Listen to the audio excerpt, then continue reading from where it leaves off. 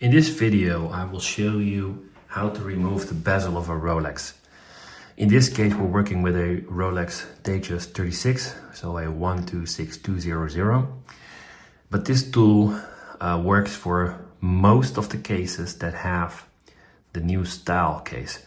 So the new style case, it's slightly different. You can see there is an indentation within the lug, and that allows for some space between the case and the bezel. That is important. If you have the previous generation Datejust, it won't work. It also works for Explorer 36, 40 or 39, I'm not sure which one is the most recent one. The tool does work for Yachtmaster and GMT Master to remove the bezels, but those can be finicky. I've never tried it myself, but customers have reported that it works. That's important. So what we're going to do is we're going to remove the bezel, and then we're going to install a fluted bezel. So Rolex won't do this because this is a 126200, meaning it's steel. And if you want a gold bezel like this one, you need a 126334. 126234. It also works for Datejust 41, by the way, and Oyster Perpetual. So we have a aftermarket bezel, pretty good condition. I mean, it's not gold, but it looks pretty good. And we're going to install it. So we're going to remove the bezel now. You get two inserts, 36 and 41.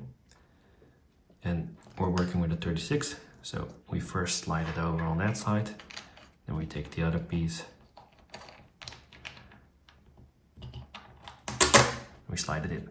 So now our case is only being held at the bezel.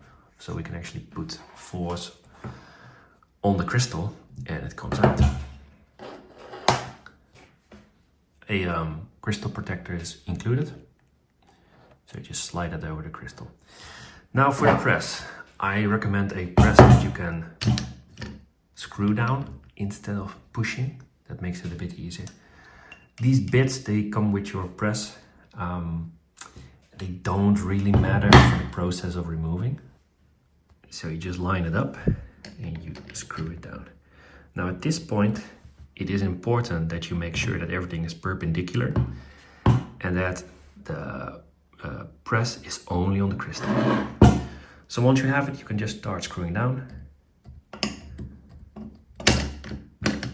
And the bezel comes off. Bezel is removed.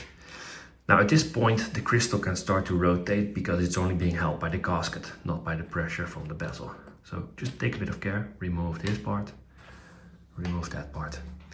Now, what you're gonna have to do is make sure that you have enough space. You take your bezel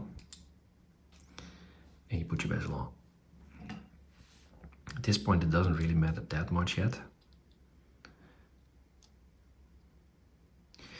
Now you're gonna screw it down. And at this point, it's very important that everything is perpendicular. So you gotta check, is this line, the case, the bezel and the top line, are they all perpendicular with each other? If they're not, then you can play around a bit with pushing it or restarting. But that's important. Don't start to push when it's crooked. If it's all good, just start screwing it down until you feel resistant. Go back up and check. Is the bezel seated properly? In this case, there's no gap between the bezel and the case. And if you made it this far, well, congratulations. You have successfully swapped the bezel from smooth to fluted, and you can reinstall your bracelet and have a fluted Datejust instead of a smooth one. Or if you're just replacing the crystal or whatever, you've removed it and it's successfully back together. So if you want to purchase the tool, email me. Email is in the description. As I said, you have the base, two inserts and the crystal holder. And it's as easy as this. 5 minutes and you've replaced your bezel.